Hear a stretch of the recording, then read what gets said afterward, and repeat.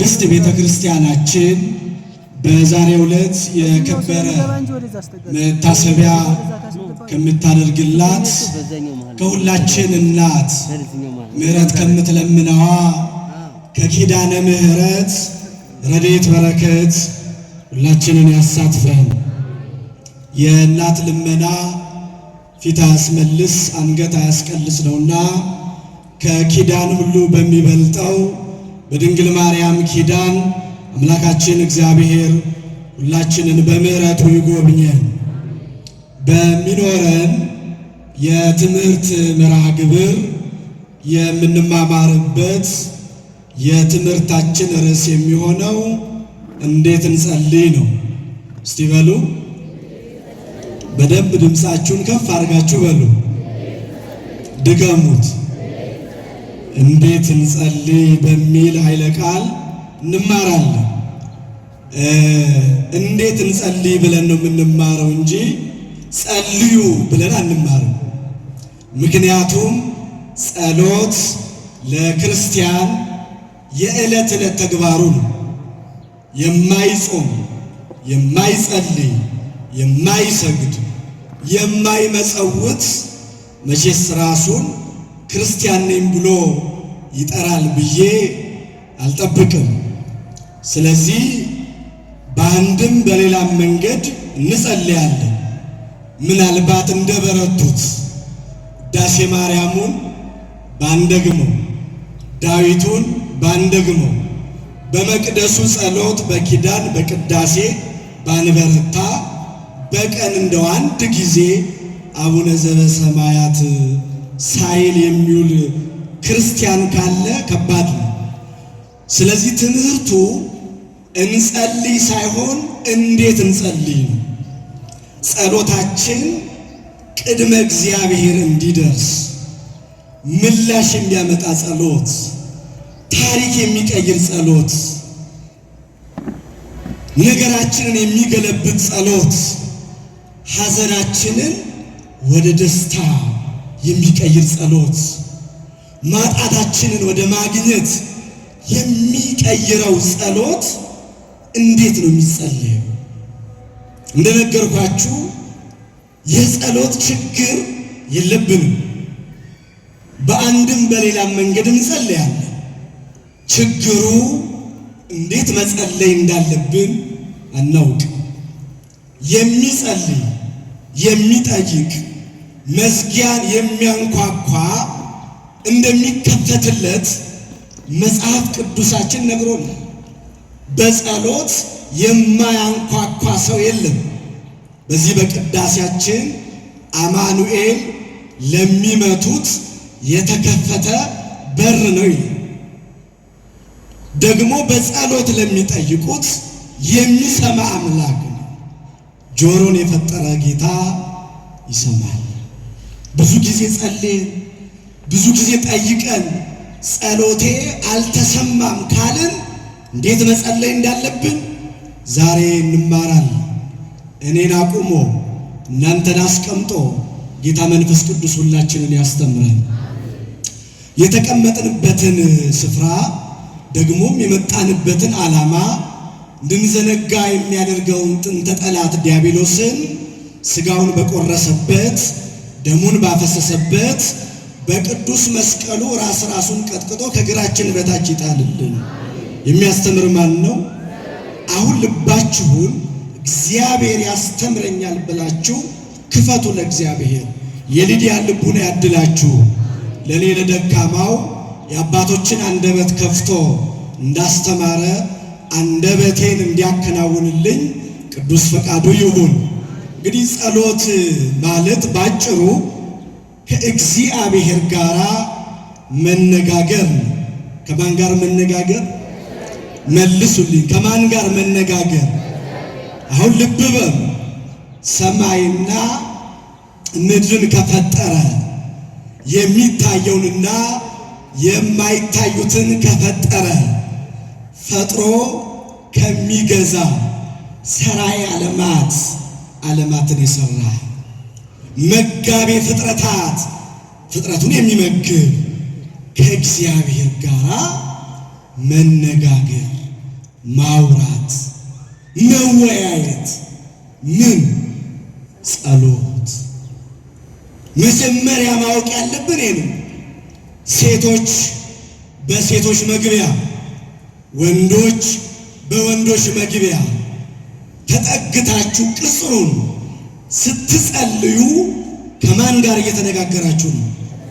መልሱልኝ። ከማን ጋር? ከእግዚአብሔር ጋር፣ ከንጉሡ ጋር፣ ከአባቶቻችን አምላክ ከእግዚአብሔር ጋር እየተነጋገሩ። ስለዚህ እንዴት መጸለይ እንዳለብን ልናውቅ ያስፈልጋል። በዚህ በመዝሙረ ዳዊት ላይ እንዲህ ይላል። በመዝሙር 64 ቁጥር 1 ላይ አቤቱ ለአንተ በጽዮን ምስጋና ይገባል አለ። ምን ይገባል? ለማን? እስቲ አመስግኑታ። እግዚአብሔር ምስጋና ይገባል። እግዚአብሔር ምስጋና የሚገባው በጽዮን ነው። ጽዮን ቤተ ክርስቲያን ናት። የምዕመናን ጸሎት የሚሰማው በመቅደሱ ነው።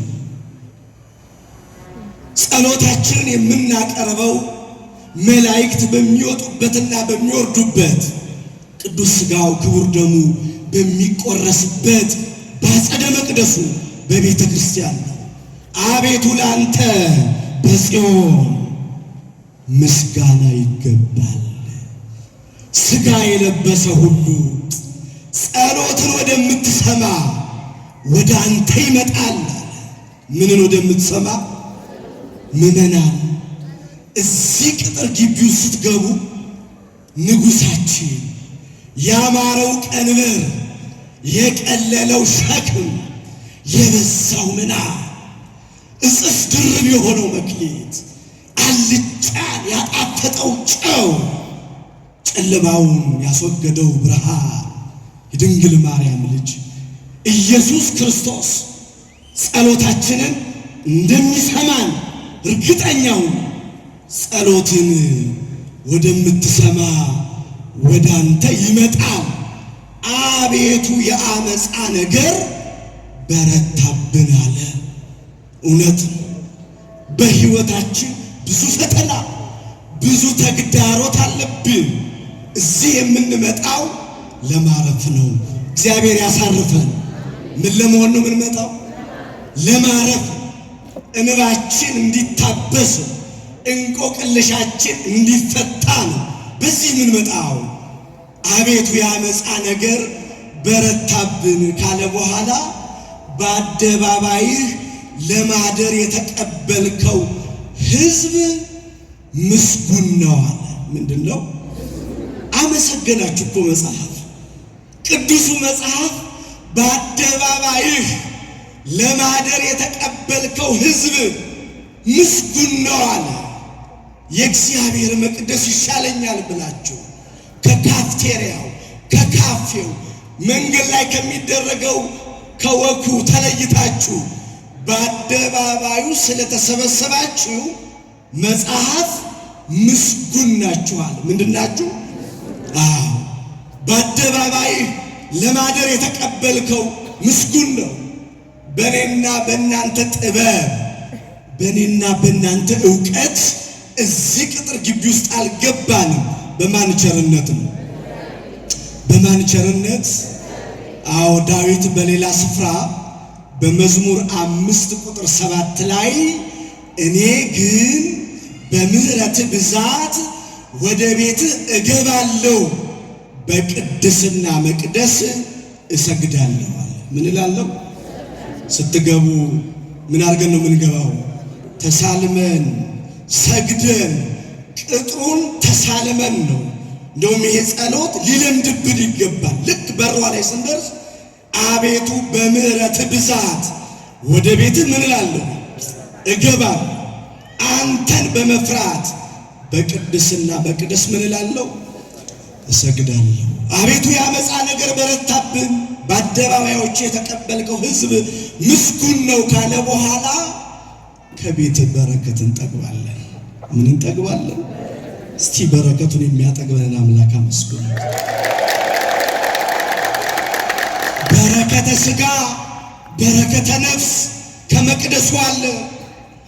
የሥጋ ወደሙ በረከት፣ የጸበሉ በረከት፣ የእምነቱ በረከት፣ የታቦቱ በረከት፣ ደግሞም የቅዱስ መስቀሉ በረከት፣ የካህናት አባቶቻችን በረከት እንጠግባለን። ከቤት በረከትን ምን እንላለን? እንጠግባለን። ቤተ መቅደስ ቅዱስ ነው፣ በጽድቅም ድንቅ ነው አለ።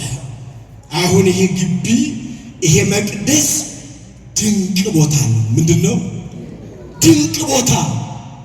የምታደርጉትን እያንዳንዱን ነገር ኦርቶዶክሳውያን በእምነትና በእውቀት አድርጉት። አጸዱን ስትሳለሙ፣ ግንቡን ስትሳለሙ እንዲሁ ዝንብ ብሎ አይደለም። የተቀደሰ ስፍራ ነው። ምን ያለ ስፍራ? የተቀደሰ ስፍራ። ወደ ተራራ ውጡ፣ እንጨት አምጡ፣ ቤቱን ስሩ፣ እኔ መሰገንበታለሁ፣ በእርሱ ደስ ይለኛል የተባለው ስለዚህ ቤት ነው። አዎ ይሄንን የሚያክል ካቴድራል ሕንፃ ያነጹት ምዕመናን ናቸው በገንዘባቸው። ቤቱ ግን የማን ነው? መልሱ የማን? ወደ ተራራ መውጣት የማን ድርሻ ነው? የኛ። እንጨት ማምጣት የኛ ድርሻ ነው። በቤቱ ግን እመሰገናለሁ አለ። ክብር ለስሙ ይሁን። እመሰገናለሁ በቤቱ ብሎ። ስለዚህ ጸሎታችን የሚሰማ ወደ ቤተ መቅደስ መተን ስለሆነ መተን እንዴት እንጸልይ? እንግዲህ ጸሎትን በሶስት እንከፍለዋለን። ጸሎተ አኮቴት የምንለው አለ። የምስጋና ጸሎት ማለት ነው። ምን ማለት ጸሎት? እንደው በማርያም ስትጸልዩ ከምስጋና ጀምሩ። እሺ፣ ከማጉረምረም አትጀምሩ። ታላቁ ጸሎት ሲጀምር አባታችን ሆይ በሰማይ የምትኖር ስምህ ምን ይበል? ይቀደስ። ከእንጀራ ጉዳይ በፊት ስሙ ይቀደስ። የዕለት እንጀራ ስጠን ከማለት በፊት ስምህ ምን ይበል? ይቀደስ። እውነት እኮ ነው። በዚህ ዘመን በዚህ ጊዜ የምናለቅስባቸው ጉዳዮች ብዙ ናቸው። የሚያስነቡ፣ የሚያሳዝኑ፣ አንገት የሚያስደፉ ብዙ ጉዳዮች አሉ። እዚህ ስትመጡ ግን ዓለምን እርሷት፣ ዓለምን። ዓለም ያሸከመቻችሁን ክርስቶስ ሊያቀልላችሁ እንዲህ ብሏችኋል። ምዕመናን እናንት ሸክማችሁ የከበደ ወደ እኔ ኑ፣ እኔ አሳርፋችኋለሁ። ማንም እንዲህ ይላችሁ አይችልም። የወለደች እናት እንኳን ትሰለቻለች። የወለደ ከአብራኩ የተከፈላችሁ አባት እንኳን ይህን ቤት ለቀም አትወጣው እስከ መቼ ነው ይላል። ወረት የሌለበት በመሸታ ቤቱ፣ በዝሙቱ መንደር፣ በመለያየቱ ስፍራ የተሸከምነውን የኃጢአት ሸክም የኔና የናንተ አባት ሩሩህ ጌታ እናንት ሸክማችሁ የከበደ ወደ እኔ ኑ እኔ አሳርፋለሁ። ምን እላለሁ? አሁን ልታርፉ ስለመጣችሁ ደስ ይበላችሁና እግዚአብሔርን አመስግኑ። በቃ ልታርፉ መጣችሁ። ስለዚህ ጸሎተ አኮቴት የምስጋና ጸሎት ነው ማድረግ ያለብን። ቅዳሴ ታስቀድሳላችሁ? ቅዳሴ ታስቀድሳላችሁ? እስቲ ቅዳሴ የምታስቀድሱ ግድላችሁ። ቅዳሴ ከንቷል። ቅዳሴ ነው ሁሌ ባታስቀድሱ አንዳንድ የምታስቀድሱ ያው ወጣቶች እንግዲህ ከተናገሩ እንቅጭቅጯን መናገር ነው አይደል? ዓለም ብዙ ማሰናከያ እያደረገች በጉብዝና ወራት ፈጣሪን ሐስብ የሚለውን የእግዚአብሔርን ቃል እንዳንተገብር ቦርጭ መቀነሻ ጧት ጧት እንቅስቃሴ አለች። ብትጾም ቦርጭ ባልመጣ ነበር መጀመሪያው። ከመጣ በኋላ ደግሞ ጊዜ ያለው ለሁሉም። ሰንበት የእግዚአብሔር ነው። ባካችሁ እኔ አንድ ነገር ልንገራችሁ። ምናልባት እዚህ መጣችሁ ስታስቀድሱ አሐዱ አብ ቅዱስ፣ አሐዱ ወልድ ቅዱስ፣ አሐዱ ውእቱ መንፈስ ቅዱስ ብሎ የሚቀድሰውን ቄስ ታውቁት ይሆናል። ተንሥኡ የሚለውንም ዲያቆን ታውቁት ይሆናል። ያላወቃችሁትን አንድ ነገር ግን ልንገራችሁ። ቅዳሴ ሲቀደስ መላእክት ከሰማይ የሚጸለየውን ጸሎት ለማሳረግ ይወርዳሉ። በዚህ በራዕየ ዮሐንስ በምዕራፍ 8 ቁጥር 1 ላይ እኩል ሰዓት የሚያህል ዝምታ በሰማይ ሆነ፣ በእግዚአብሔር ፊት የሚቆሙ 7ቱን መላእክት አየው ካለ በኋላ 8ኛ መልአክ የወርቅ ጥና ይዞ መጣ። የምን ጥና? በቤተ መቅደስ ዕጣን የሚታጠንበትን ታውቃላችሁ አይደል? በሰማይም አለ። ይሄ ግዙፍ ነው፣ ያ ረቂቅ ነው። ይሄ ጊዜያዊ ነው፣ ያ ዘላለማዊ ነው። ምናልባት ላይ ቀጥቃጭ አለ ወይ ከወርቅና ከብረት እንዴት አድርጎ ሰራው ብላችሁ ልባችሁ እንዳይጨነቅ፣ ያ መንፈሳዊ ነው። በእጅ የሚጨበጥ በኃይል የሚታይ አይደለም። መላእክት ግን በምድር ባለች ስርዓት መልክ በሰማይ ንጉሱን ያመልካሉ። ስርዓተ ሰማይ ነው በምድር የተሰራው። ስለዚህ የወርቅ ጥና ይዞ መጣ፣ ዕጣን ተሰጠው ይላል። ምን ተሰጠው? ምን ተሰጠው? ለማን? ለመልአኩ። ብዙ ዕጣን ተሰጠው። የቅዱሳን ጸሎት አለ መጽሐፍ ከመልአኩ እጅ በእግዚአብሔር ፊት ወጣ። ወዳጆቼ እያመለጣችሁ ያለውን ነገር ልታውቁ ይገባል። ሌሊት መታችሁ በኪዳን በቅዳሴ ስታስቀድሱ ምናልባት ወለተ ማርያም የመጣሽው ከእህተ ማርያም ጋር ሊሆን ይችላል። ወልደ ገብርኤል ከኃይለ ሚካኤል ጋር ይሆናል የመጣኸው። አጠገባችሁ ቆሞ የምታዩትን ምናልባት ያንን አካል ሊሆን ይችላል። ከዛሬ ጀምሮ እይታችሁን አስተካክሉ። እንዴት ረሳችሁት ጸሎት የሚያሳርገውን መልአክ? ይህች ሰዓት ምን ያህል የምታስደነግጥ ናት! ይህች ሰዓት ምን ያህል የምታስፈራ ናት! መንፈስ ቅዱስ ከሰማያት ሰማያት የሚወርድባት፣ ይህንን ኅብስትና ይህንን ወይን የሚባርክባት፣ በፍርሃትና ፍጹም በሆነ ፍርሃት ቁሙ፣ የእግዚአብሔር ሰላም ከእናንተ ጋር ይሁን ሲል ካህኑ ጸጋ መንፈስ ቅዱስ በቤተ ክርስቲያን ላይ ይወርዳል። ሰንበት ሰንበት ኳስ እየዘለልክ መንፈስ ቅዱስ ያመለጠ ወጣት ዝመት ከሚቀጥለው ወር ጀምሮ ምንም ቀስቃሽ አያስፈልግም። መንፈስ ቅዱስ አጽናኙ፣ የረከሱትን የሚቀድሰው በተቀደሰ መቅደሱ ይጠብቃል። ከመንፈስ ቅዱስ በላይ ማንን ትፈልጋለህ? ትልቅ ቀጠሮ ያለብህ ነህ። ትልቅ ቀጠሮ ያለብሽ ነሽ ከመንፈስ ቅዱስ ጋር። ንጉሥ ባለበት ሰራዊት አለ። እግዚአብሔር አብ፣ እግዚአብሔር ወልድ፣ እግዚአብሔር መንፈስ ቅዱስ በአንድነትና በሦስትነት በሚገለጡበት በቅዳሴ ቅዱሳን መላእክት አሉ። ሚካኤል ነው አጠገብ ቆሞ የሚያስቀድሰው። ገብርኤል ነው አጠገብ ቆሞ የሚያስቀድሰው። መኝታ ሊያሸንፍ አይገባ። ሕመም እንኳን ቢኖር ታግሰ መምጣት አለብህ። ወደ መቅደሱ መምጣት ያስፈልጋል። ጸሎታችን ማን ነው የሚያሳርገው? በዚህ በሚያሳርገው ጸሎት በቅዳሴ ላይ ጸሎተ አኮቴት የምስጋና ጸሎት የሚል አለ። ለእኛ በጎ ነገርን ያደረገ ይቅር ባይ አምላካችን እግዚአብሔር የሚል ጠብቆናል፣ ረድቶናል። እስከዚችም ሰዓት ምን ብሎናል? አድርሶናል። ቀናችሁን በምስጋና ጸሎታችሁን በምስጋና ጀምሩ፣ ሁሉ የቀና ይሆናል። ሌላው የጸሎት አይነት ጸሎተ ምህላ ነው። ጸሎተ ምህላ በሀገር ላይ በቤተ ክርስቲያን ላይ መከራ ሲመጣ በጋራ ወደ ማን ምንጮሆ ነው? መልስ ወደ ማን ምንጮሆ? እንዲህ ተብሎ ተጽፎልናል። ጸሎተ ምህላ ቤተ ክርስቲያን የምታዘው ጠብ ፈልጋ አይደለም። አንዳንዶች ጠብ የፈለግን ይመስላችኋል። ጸሎተ ምህላ ታዘዘ ሲባል ጸሎተ ምህላ የእግዚአብሔርን ቁጣ ወደ ትዕግስት ወደ ምህረት የሚቀየር። በዚህ በመጽሐፈ ዜና ላይ እንዲህ ተብሎ ተጽፏል።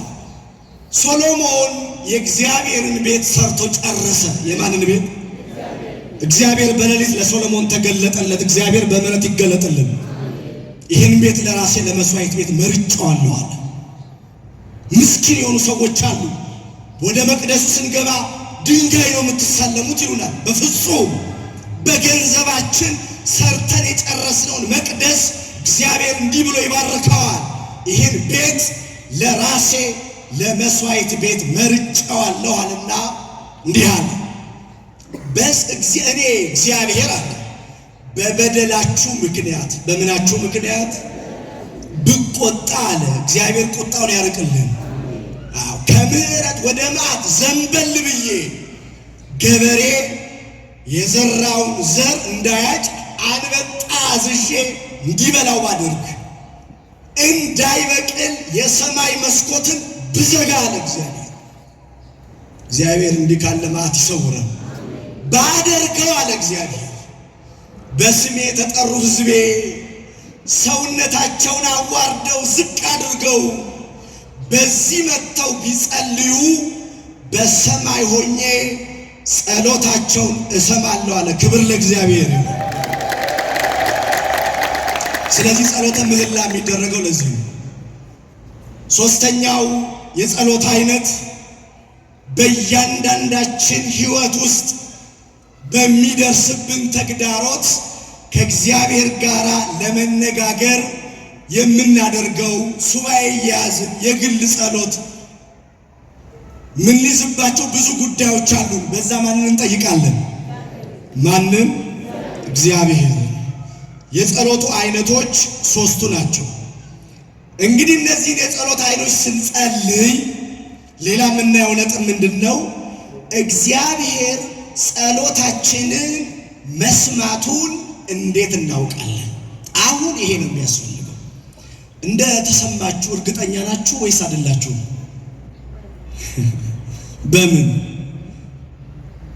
በምን መቼስ እግዚአብሔር ከላይ ጉልላቱ ላይ ቁጭ ብሎ ወልደ ገብርኤል የጸለየውን ጸሎት ሰምቻለሁ ብሎ ድምፅ አይልክም አይደል?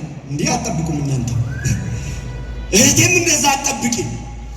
ግን ጸሎት አድርገሽ ከሄድሽ በኋላ እግዚአብሔር የጸሎቱን መልስ በሶስት መንገድ ይሰጣል። በደንብ ስሙች።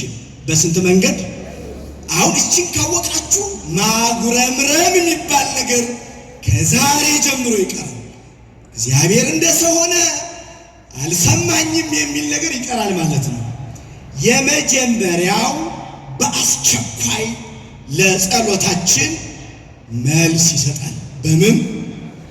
በአስቸኳይ እግራችሁ ከዚህ ግቢ ሳትወጡ እግዚአብሔር ለጸሎታችሁ መልስ ይሰጣል። ፈያታዊ ዘየማን ታውቁታላችሁ? በቀኝ የተሰቀለውን ጌታ ሆይ በመንግስት በመጣ ጊዜ አስበኛል። የሩቅ ጠየቀ፣ በመንግስት ስትመጣ በቀኝ አቁመኝ አለው። ዘወር አለና ጌታ የለም፣ አንተ ጥያቄ የሩቅ ነው፣ ይሄ ጉዳይ ግን ላንተ የሚያስፈልግህ አሁን ነው። ዛሬ በገነት ከኔ ጋር ትውላለህ። አያችሁ የእግዚአብሔርን ሐሳብ አያችሁ። የሩሩ አባት። አሁን እኮ ልጅና አባት አልተዋወቅም። እናንተ ተጨንቃችሁ ወይ እንዲህ ቢሆን ብላችሁ ለእግዚአብሔር ሐሳብ አቅርባችሁ ስትጠይቁት የለም ነገሩ እንዲህ ነው ይላል እግዚአብሔር። እግዚአብሔር ይሳሳታል? ንፉግ ነው አይደለም። ስለዚህ በአስቸኳይ መልሳችን ይሰጣል። ሁለተኛው ያዘገየው ምን ይለዋል? አሁን ትልቁ ችግር ሲዘገይ እንፍረከረካለን፣ ትዕግስት እናጣለን። አሁን መዘጋጃ ቤት የመሬት ጉዳይ፣ ቀበሌ የመታወቂያ ጉዳይ ስንት ደጅ ጠናን፣ ስንት የተመላለስን። ፍርድ ቤት ጉዳይ ለማስፈጸም 10-15 ዓመት የሚመላለሱ ሰዎች አሉ። ለምድራዊ ጉዳይ፣ ለስጋዊ ጉዳይ፣ ቀሪ ለሆነው ነገር። እግዚአብሔር ደጅስ በጽናት ተጠይቃችሁ ታውቃላችሁ? ሳይደርስ ሲቀር ጌታዬ ጊዜ አልደረሰማ ጊዜህን ጠብቃለሁ በሉት እስቲ። ሰይጣን ይፈር፣ መንፈስ ቅዱስ ይክበር። አንተም እንደ ሰውን ካትበሉት እግዚአብሔር አመፀኛ አምላክ አይደለም። በእንባችን አይደሰትም፣ በማጣታችን እግዚአብሔር አይደሰትም። እግዚአብሔር የሚደሰተው በእኛ ደስታ ና ሲያዘገየው ፍቃድ ይሁን በሉት። ወንዶች እየሰማችሁ ነው? ነገ ጠዋት እንዲሰራላችሁ የምትፈልጉትን እናንተ ነገ ጠዋት ስለፈለጋችሁ እግዚአብሔር ከሰዓት የሚሰራው ከሆነ ጠዋት አይሰራውም። ቁርጣችሁ ነው። ሴቶች ደህና ናችሁ? ነገ ከሰዓት የሆነ ጉዳይ እንዲፈጸምላችሁ ፈልጋችሁ ማንን ጠየቃችሁት? ነገ ቀኑ ምንድነው? ሮብ አይደል? ያንቺን ፋይል እግዚአብሔር የሚመለከተው ሐሙስ ጠዋት ከሆነ ታገሽና ጠብቂው። የማ ይበልጣል? እውነቴን ነው የምላችሁ። እርሱ ሲሰጥ ከነ መውጫው ነው እኮ የሚሰጠው። ባገኘነው ነገር ፈተና እንኳን ቢመጣ መውጫውን ማን ያዘጋጃል? እግዚአብሔር ያዘጋጃል። ሶስተኛው ፈጽሞ ይከለክለናል። ምን ያደርጋል? አቤት! ፈጽሞ ይከለክላል፣ አይሰጠንም። ንፉግ ነው እንዳንለው ባህሪው አይደለም። አጥቷል እንዳንለው ባለጠጋ ነው። ዘር ቀለም ይለያል እንዳንለው ፍትሐ በጽድቅ ነው። እውነተኛ ዳኛ ነው። ለምን ከለከለን ቢሉ ስለማይጠቅመን። ምን ስለማይለም? ምናልባት ዶክትሬት ተመርቀ ትልቅ ፎቶ ተነስተ ስራ አጥተህ ማለት በዛው በዶክትሬቱ ማግኘት አቅቶ አንተና ስራ ሳትገናኙ ብዙ ዓመት የፈጀ ካለ አንተ መርፌ ስታነሳ የሚሞት ሰው ብዙ ነው ማለት ነው። በቃ አንተ ዶክተር አትሆንም። በቃ አትሆንም። ያንተ ስንፍና መኖር የለበትም እዚህ ውስጥ። እንዴ ሰው እኮ በተማረው አይደለም እየኖረ ያለው። ኢንጂነሪንግ ተምሮ ኮብልስቶን ያነጥፋል። በቃ አንተ እግዚአብሔር የፈጠረልህ ኮብልስቶን ማንጠፍ ነው። ዝም ብለህ አንጥፍ። አንታገል ከእግዚአብሔር ጋር።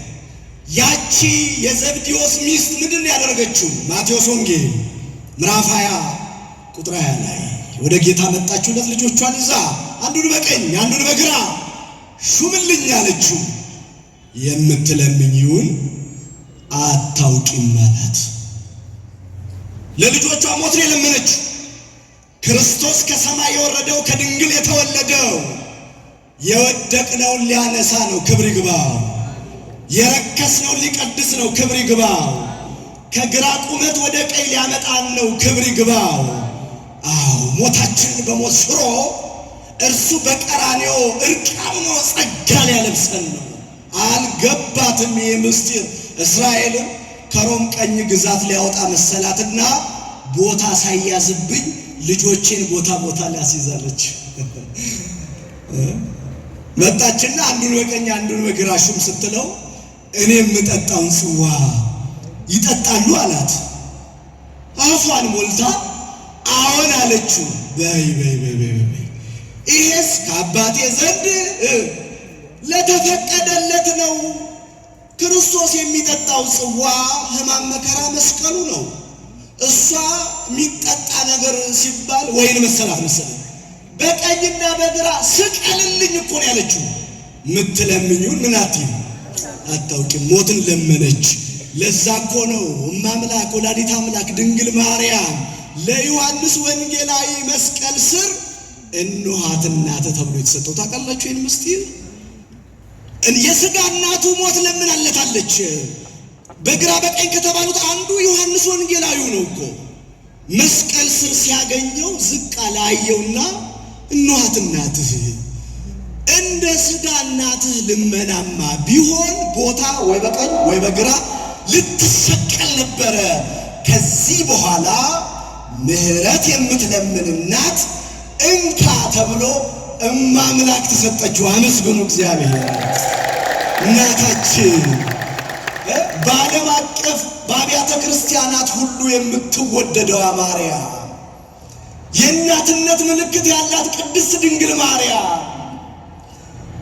የመላእክት እህታቸው ስለ ንጽሕናዋ ነቢያት የሩቁን አቅርቦ መንፈስ ቅዱስ ሲገልጥላቸው ትንቢት የተናገሩበት ቋንቋቸው ማምላክ ተሰጠችው። እንመለስ ወደ ነገራችን። ከለከለ እግዚአብሔር። ስለዚህ ሲከለክለን እግዚአብሔር የማይጠቅመን እንደሆነ አውቀን እንዳናጉረመረም ማን ይርዳል? እግዚአብሔር ይርዳል። ትምህርታችንን እየጨረስን ነው። እንዴት እንጸልይ ስንል አንደኛ በእምነት እንጸልይ። በምን እንጸልይ? አቤት በምን? በእምነት። ዕብራውያን ምዕራፍ 11 ቁጥር 4 ላይ ያለ እምነት እርሱን ደስ ማሰኘት አይቻልም። ማንም እግዚአብሔርን ደስ ማሰኘት ትፈልጋላችሁ? ብዙ ጊዜ ስለ ጓደኛችሁ ትጨነቃላችሁ። ባል ስለ ሚስቱ፣ ሚስት ስለ ባሏ፣ ወንድም ስለ እህቱ፣ እህት ስለ ወንድሟ፣ ወላጅ እናት ስለ ልጇ እንዴት ሊያስደስት ብላ ዓለም ትጨነቃለች። እግዚአብሔርን ደስ ማሰኘት የሚቻለው በእምነት ነው። በጎ አምልኮ በህሊናችን፣ እሱን መፍራት በልቡናችን ይጨምርልን። ዲዮስቆሮስ ነው ያለው። እኛ ሥጋውያን የምንሆን የሥጋን ሥራ እናስባለን፣ በሥጋ መንገድ እንሄዳለን። አንተ ግን የመንፈስን መንገድ ምራን፣ የመንፈስን መንገድ አስተምረን። እኛ ኃጥአንን ብትምረን ያን ጊዜ መሐሪ ትባላለህ፣ ጻድቃንን ግን ከሥራቸው የተነሳ ትምራቸዋለህ። የቀደመ በደላችንን ምን አትበልብን፣ አታስብብን ይላል ታላቁ። ስለዚህ እምነት፣ በእምነት ጸልዩ። ሃይማኖት ማለት ማመን፣ መታመን፣ እርሱን ጽኑ ተስፋ ማድረግ ማለት ነው። ሃይማኖት አላችሁ የላችሁም? ምንድን ነው ሃይማኖታችሁ? ሃይማኖት ማለት ይኸውላችሁ ማመን ማለት ነው። ማንን ነው የምናምነው? ሃይማኖት ማለት ምን ማለት ነው? ማንን ነው የምናምነው? ሃይማኖት ማለት መታመን ማለት ነው። በማን ነው የምንታመነው? በእግዚአብሔር። ሃይማኖት ማለት ጽኑ ተስፋ ማድረግ ማለት ነው። ማንን ነው ተስፋ የምናደርገው? ስለዚህ ሃይማኖት አለኝ ስትሉ ምን ማለታችሁ ነው? ከኔ ጋር ቆናችሁ ትመልሳላችሁ። ሃይማኖት አለኝ ስትሉ ምን እያላችሁ ነው? አምናለሁ፣ እታመናለሁ። በማን ጽኑ ተስፋ አደርጋለሁ? ይሄ ሰይጣንን የሚያሳፍረው ቃል። ለዚህ ነው እነ እንቶኒ እነ ስሜ አይጠራ ሃይማኖት የሚባል ነገር አያድንም ይላሉ። ኧረ እባክህ ለቅዱሳን አንድ ጊዜ ፈጽማ ስለተሰጠች ሃይማኖት እንድትጋደሉ እየመከርኳችሁ እጽፍላችሁ ዘንድ ግድ ሆነብኝ አለ ይሁዳ በመልእክቱ። አንድ ምዕራፍ ነው ያለው ቁጥር 3 ላይ ግድ ሆነብኝ ስለ መዳናችሁ ልጽፍላችሁ ተግቼ ነበረ። ሲወላውሉበት ለቅዱሳን አንድ ጊዜ ፈጽማ ስለተሰጠች ሃይማኖት ተጋደሉ አለ። ስለዚህ መጀመሪያው የምንጸልየው በእምነት ነው። ሁለተኛ የምንጸልየው ለስም አጠራሩ ክብር ምስጋና ይግባውና በኢየሱስ ክርስቶስ ስም ነው። በማን ስም? እስቲ ከፍ አድርጋችሁ ጥሩት። ስም በማን ስም? አልተሰማኝም። አዎ ያንተን ስም ሰምቶ ሞት ይደንግጥልህ የተባለው ቀላት ስንጠቁ አለማመን ይራቅ፣ ወንጀለኛ ይቸገር፣ ወርቅን የሚወዱ ይነቀሉ ይላል ቅዳሴ ጊዜ። የማህሌታችን ውበት እርሱ የድንግል ማርያም ልጅ፣ የኪዳኑ ቅዱስ እርሱ የድንግል ማርያም ልጅ፣ የቅዳሴው መስዋዕት እርሱ ነው። ታነሳዋለች፣ ታከብረዋለች፣ ስሙን በክብር ትጠራዋለች። እንደው በማርያም በምትወዷት ማርያምን ስለምትወዷት ነው የምንላችሁ። ኢየሱስ ክርስቶስን ፍለጋ ከዚህ መቅደስ ውጪ አገኘዋለሁ ብላችሁ እንዳትንከራተቱ። ቅመሱ የቀደሱት እግዚአብሔርን እስቲ ነው ኪዳኑን መቼ ያደረሳችሁ ኦርቶዶክሳውያን? ያ ቅዱስ እግዚአብሔር ቅዱስ ኃያል ቅዱስ ሕያው ዘኢይመውት ዘተወልደ እማርያም ከማርያም የተወለድከው የማትሞተው በዮርዳኖስ የተጠመቅከው ቅዱስ እግዚአብሔር ወተጠምቀ በዮርዳኖስ ወተሰቅለ ዲበ ዕፀ መስቀል በዕፀ መስቀል የተሰቀልከው በሶስተኛው ቀን ሞትን ድል አድርገህ የተነሳኸው የማትሞተው ስለኛ ስለ ሰው ልጆች ፍቅር የሞትከው ቅዱስ እግዚአብሔር ኪዳን እኮ ትልቅ ጸሎት። አቤቱ ኢየሱስ ክርስቶስ ሆይ ቁርጥ ልመናችንን ስማ እያለ የሚያነሳ ጸሎት። ቅዳሴ የማንን ቅዳሴ አንስቼ የማንን ልተውላችሁ? የሐዋርያትን የቅዳሴ ጊዜ የወልደ ነጎድጓድ ወይስ የዲዮስቆሮስ ደግሞስ የቄርሎስን የማንን ላንሳ? እግዚአብሔር ካለም በፊት ንጉሥ ነው እያላችኋል ባለ 50 ስታስቀድሱ የቆያችሁት። እግዚአብሔር በሶስትነቱ እግዚአብሔር በመለኮቱ እግዚአብሔር በመንግስቱ አለ። ቅዳሴ ሐመልማላት ሳይበቅሉ እግዚአብሔር በመንግስቱ አለ። የኪዳናችን ቅዱስ የቅዳሴያችን መስዋዕት እሱ ኢየሱስ ክርስቶስ የሚጣፍጥ ስም መድኃኒት የሆነ ስም ሕይወት ያገኘንበት ስም ከፍ ያለ ምስጋና ለስሙ አቅርቡ። ክብር ይገባል።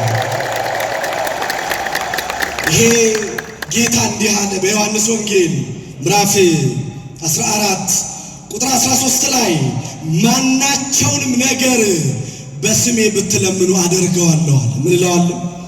በቃ አደርገዋለሁ ተብሏል። ይዋሻል እግዚአብሔር? ይሸነግላል እግዚአብሔር? ተናግሮ ያስቀራል እግዚአብሔር? በቃ ናና በስሙ ጠይቀው።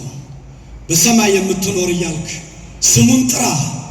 በተወደደ ልጅ በኢየሱስ ክርስቶስ እናመሰግንሃለን ትላለች በቅዳሴዋ።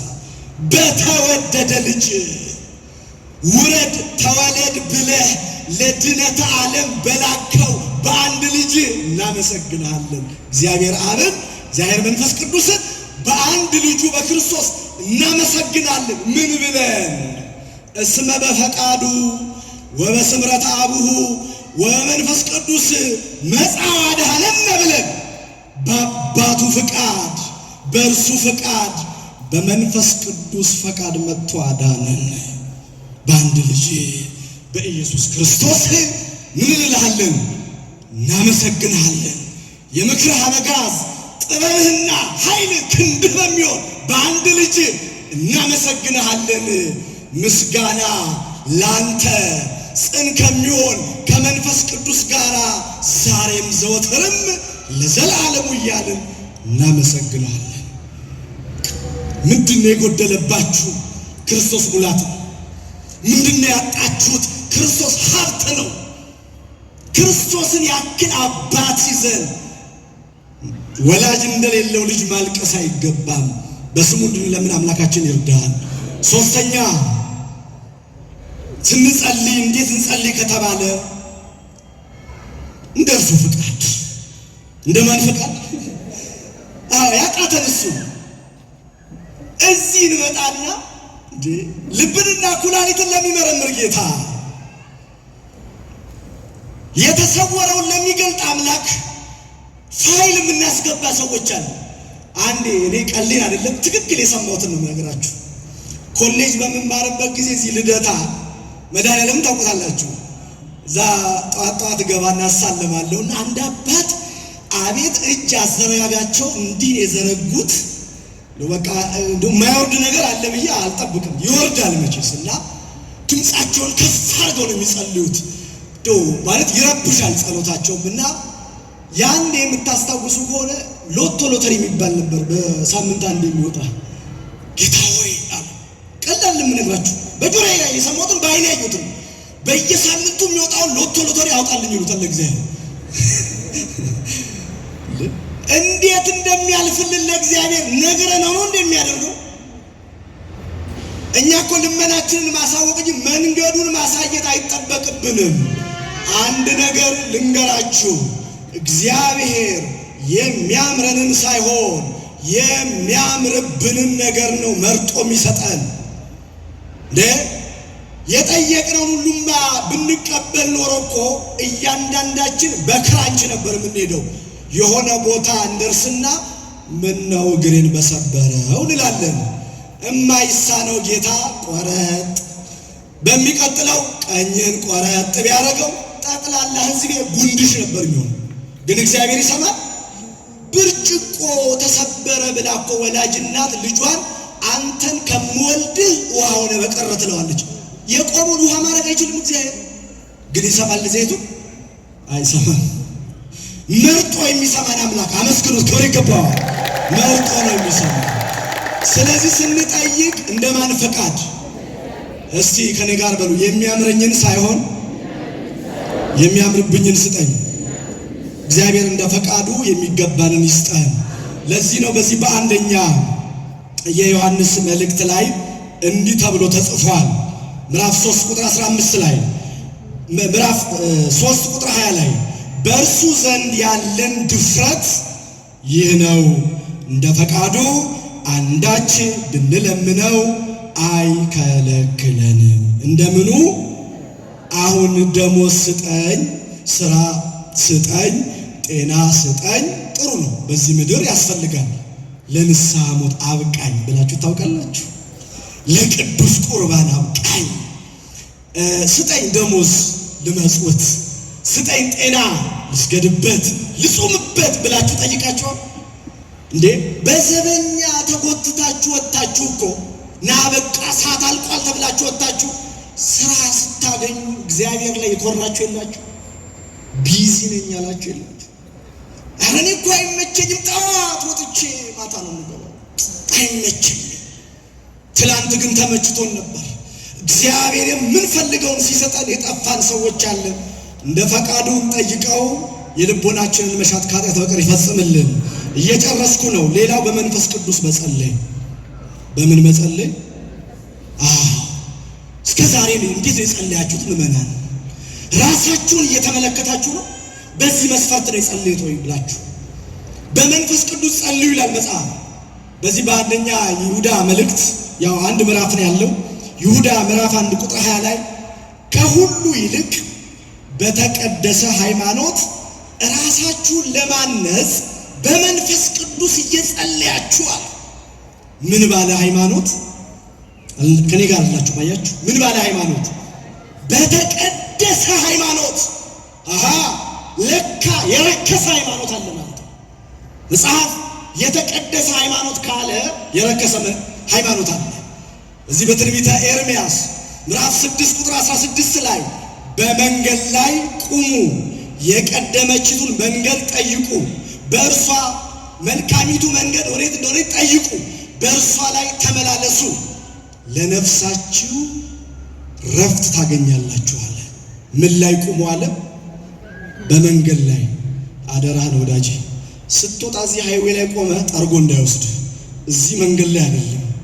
መንገድ የተባለ ሃይማኖት ላይ ቁሙ፣ የቀደመችቱን መንገድ ጠይቁ። እንደ ጎተራ መንገድ ማሳለጫ የበዛበት ዓለም ስለሆነ እንዳትሳሳቱ በመንገድ ላይ ቁሙ።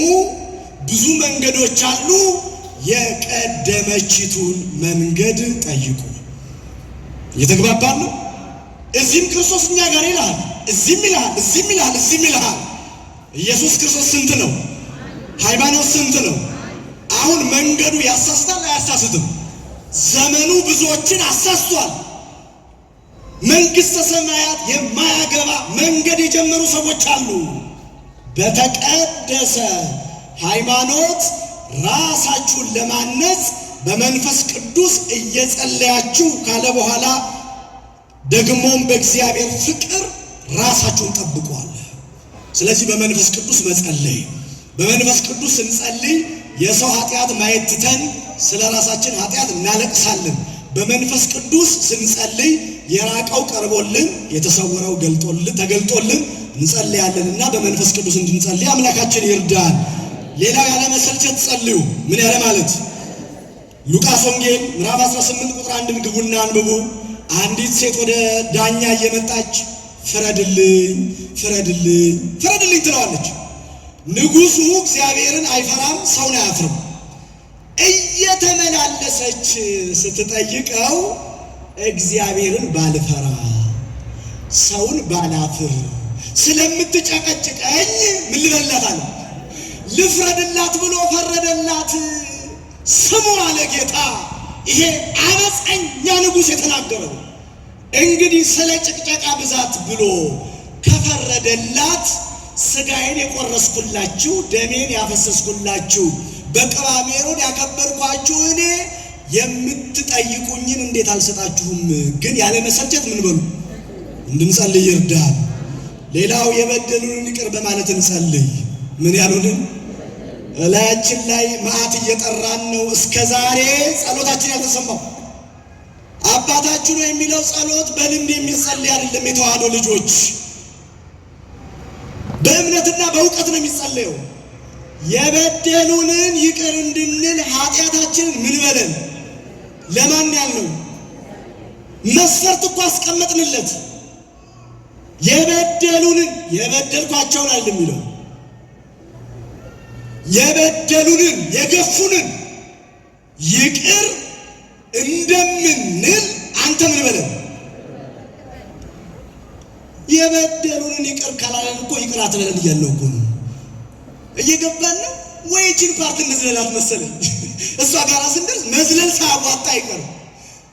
አይሰማም እንዳንለው የሚሰማ ንጉሥ ነው። እንኳን እኛ የበደሉንን በድለን ራሱ መቼ ይቅርታ እንጠይቃለን? ከባድ እኮ ሰዎች ነው። ሰው አሳዝነን በቃ ይቅርታ ጠይቅ ስንባል ልባችንን እናሳብጣለን። ጸሎታችን እንዲሰማ የበደሉንን ይቅር እንድንል ማን ይርዳን? እግዚአብሔር ይርዳን። በነገር ሁሉ እንድንጸልይ ማን ይርዳን? እግዚአብሔር ይርዳን። ባለማቋረጥ እንድንጸልይ ማን ይርዳን? ሳታቋርጡ ምን በሉ ይላል መጽሐፍ። አቤት እስቲ ውዳሴ ማርያም ጀምራችሁ ያቆማችሁ፣ ጸሎት ጀምራችሁ ያቆማችሁ፣ ካቋረጣችሁ ከእግዚአብሔር ጋር ግንኙነት አቆማችኋል። አሁን እኔ በጣም የሚገርመኝ ከሰው ጋር ለመገናኘት ቴክኖሎጂ ስልክ የሚባል ነገር አለ። ስልክ ላይሰራ የሚችለው በምን ጉዳይ ነው? አሁን ጠፍታችሁ ነው። ስልክ በምን ጉዳይ ላይሰራ ይችላል? አንደኛ ባትሪ፣ ሁለተኛ ኔትወርክ፣ ሶስተኛ ሲም ከሌለው። አሁን ከሰው ለመገናኘት እነኚህ ሁሉ ታሟላላችሁ አታሟሉ? ከማን ለመገናኘት እና ባትሪ ነው ያለውን መንፈሳዊ ባትሪ ሙሉ ከእግዚአብሔር ጋር ጸሎት ያቋረጣችሁ ሰዎች ሲም ካርዳችሁ ኔትወርካችሁን አስተካክሉ። እንዴ ከምድራዊ ሰው ጋር ለመገናኘት ጭንቀት። ወደ ቤት እየገባን ባትሪያችን ካለቀ ፈጥነን ነው ቻርጅ የምንሞላው። ከማን ጋር ለመገናኘት? ከሰው ጋር። ከእግዚአብሔር ጋር መገናኘት ያቆምን፣ ባትሪ የጨረስን፣ ሲም ካርድ ያወጣን፣ ኢንተርኔት ያልሞላን የጸሎት ኢንተርኔት እንድናስተካክል ማን ይርዳን?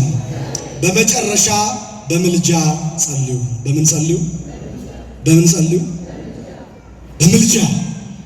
ኦርቶዶክሳውያን በቅዱሳን ምልጃ ደረታችሁን ነፍታችሁ ጸልዩ፣ አፋችሁን ሞልታችሁ ጸልዩ። በዚህ በኦሪት ዘጸአት የመጨረሻ ጥቅሴ ነው። ምዕራፍ 32 ቁጥር 7 ከአንድ ጀምራችሁ አንብቡት። እኔ ቁጥር 7 ላይ ይመለከተዋል።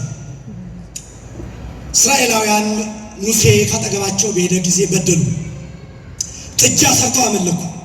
ባህር የከፈለውን ከአለት ከጭንጫ ውሃ ያፈለቀውን መና ያወረደውን ጌታ በ40 ቀን ውስጥ ካዱት።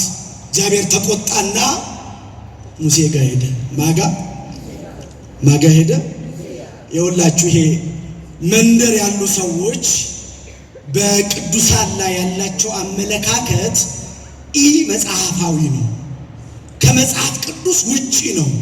እንደ ገጠር አህያ ማር እንደምትሸከም አህያ መጽሐፍ ቅዱስ ተሸክመው ይዞራሉ እንጂ የመጽሐፍ ቅዱስን ጥበብና እውቀት አያውቁትም። ዘጸአት እግዚአብሔር ወደ ሙሴ መጣና እንዲህ አለ፣ ሕዝብህ በድለውኛል ይለዋል። ለማ ሙሴ እግዚአብሔር አማካሪ ነው። ማጥፋት ከፈለገ ህዝቡን ሄዶ አያጠፋም እንደ እግዚአብሔር? ማጋ መጣ ሙሴ ጋር ህዝብ በድለውኛል፣ ይሄ አንገተ ደንዳና ህዝብ ነው አለ። አየሁት አለ እግዚአብሔር። የወርቅ አማልክት ሰርተው እስራኤል ስማ እነዚህ አምላኮች ናቸው አሉ አለ እግዚአብሔር። ስለዚህ አለ ካንተ ጋር በአንድ ጉዳይ እንግባ ባለው እግዚአብሔር ሙሴ አንተን በታላቅ ህዝብ ላይ እሾምሃለሁ፣ እንዳታስብ ምመራው ህዝብ አለው እንዳትል፣ ለአንተ የተሻለ ህዝብ አለ፣ ይሄንን ህዝብ አጠፋዋለሁ አለ እግዚአብሔር። ምን እለዋለሁ? ሙሴ ሰማና ሂድና አጥፋቸው አላለም። ዘንድሮ ቢሆን ጉዳችን፣ ዘንድሮ ቢሆን ፍጃቸው ነው የሚባል። በፍጹም አለ ይህን ህዝብ ከምታጠፋ እኔን ከሕይወት መጽሐፍ ደምስ። ሙሴ በእግዚአብሔር ፊት ጸለየ አለ። በማን ፊት? በደንብ ጸሎቱን ስሙ። ጸለየ በእግዚአብሔር ፊት እንዲህ አለ፣ አቤቱ እግዚአብሔር ሆይ ከግብፅ ያወጣውን ህዝብ በምድረ በዳ አትፍጀው፣ ግብፃውያን ያሙሃል፣ በበረሃ ሊፈጃቸው ሊጨርሳቸው ከግብፅ አወጣቸው ይሉሃል። ሙሴ ለእግዚአብሔር እኮ ነው። አያችሁ ቅዱሳንና እግዚአብሔር እንዴት እንደሚቀራረብ ተመልከት። ቀጠለ። አሁን ወደ እግዚአብሔር ነው ቀጥታ ይጸልይ። ያሙሃል ህዝቡን እንዳታጠፋ ነው። ቀጠለና እንዲህ አለ፣ ዘርህን እንደ ሰማይ ከዋክብት አበዛዋለሁ፣ እንደ ምድር አሸዋ አበዛዋለሁ ብለህ በስም የማልክለትን አብርሃምን ደግሞ ይስሐቅን ቅዱሱን እስራኤል ያዕቆብ ማለት ነው አስብ። አብርሃም በዚህ ሙሴ በሚናገርበት ሰዓት ከሞተ 400 ዓመቱ ነው። ይስሐቅም ያዕቆብም እንደዚሁ። ግን እግዚአብሔር ለአብርሃም ቃል ኪዳን ገብቷል፣ ለይስሐቅ ለያዕቆብ። ሙሴ ቃል ኪዳኑን አሰበና የገባህላቸውን ቃል ኪዳን አስብ ሲለው ንግግርም የለ ምንም የለ። እግዚአብሔር ሊያደርገው ካሰበው ራራ ይላል። ክብር ለመድኃኔዓለም። ራራ። ዘጸአት 32 ቁጥር 7 ግቡና ነው። እግዚአብሔር ስለ ቅድስት እናታችን ስለ ኪዳነ ምሕረት ስለ ገባላት ቃል ኪዳን ብሎ የሚምር አምላክ ነው። የሚምር አምላክ እንዲሁ ያልተወን ብዙ ወዳጆች ያለንን እኛ የተዋህዶ ልጆች የድንግል ነገር ተነግሮ አያልቅ።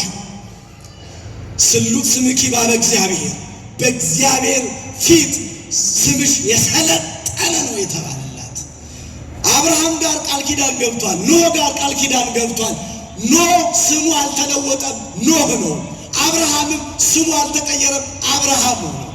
እግዚአብሔር ከሐዋርያት ቃል ገብቷል።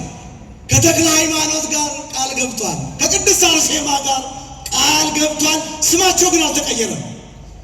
ስሟ የተቀየረው ያቺ ታናሿ ገሊላዊት ያላት ቄርሎስ በቅዳሴው ጎርጎርዮስ በቅዳሴው ያነሳት አምላክን ለመውለድ ታምና የተገኘችው እርሷ ስሟ ራሱ ማን ሆነ? ኪዳነ ምሕረት። ለአብርሃም እኮ ኪዳን እኮ ገብቶለታል። ቃል ኪዳን እኮ ሰጥቶታል። ስሙ ግን አልተቀየረም። ከሁሉ የምትበልጠዋ እናታችን ግን መጠሪያዋ ነው ምሕረት የምትለምን ማለት ነው። ምን የምትለምን? ምሕረት ለሁላችን ትለምንልን። እንዴት እንጸልይ ለሚለው የተማርነውን በደንብ አስተውላችሁ ጸሎታችሁን አስተካክላችሁ ከማን ጋር እንነጋገር? ከእግዚአብሔር ጋር። ያኔ ጸሎታችንን ማን ይሰማል? ጩኸታችንን ለከንቱ አያድርግብን። ይቆየን።